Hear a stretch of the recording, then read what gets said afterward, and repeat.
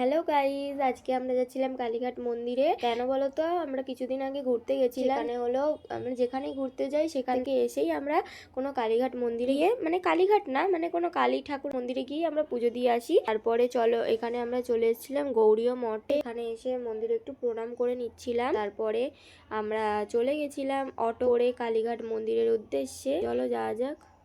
কালীঘাট মন্দিরে দেখো চলে এসেছি আমরা। আর পুজোর ডালাও কেনা হয়ে গেছে, এখানে সবাই কিনছিল। আর চলো ভিতরে যাওয়া যাক। এটা কালীঘাট মন্দিরের গেট। কত লাইন পড়েছে, আর গরমের মধ্যে তো আমার ভালোই লাগছিল না। পদ্ম ফুল কিনে নিয়েছিলাম মন্দিরের ভিতরের দোকানগুলো থেকে। এখানেও অনেক ভিতরে দোকান আছে, অনেক কম দামে বিক্রি করছিল।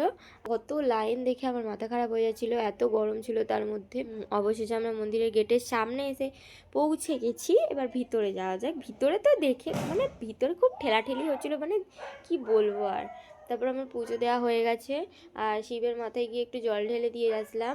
আর এখানে কিছু খেয়ে নিয়েছিলাম, খেয়ে দিয়ে মেট্রো স্টেশনে চলে গেছিলাম।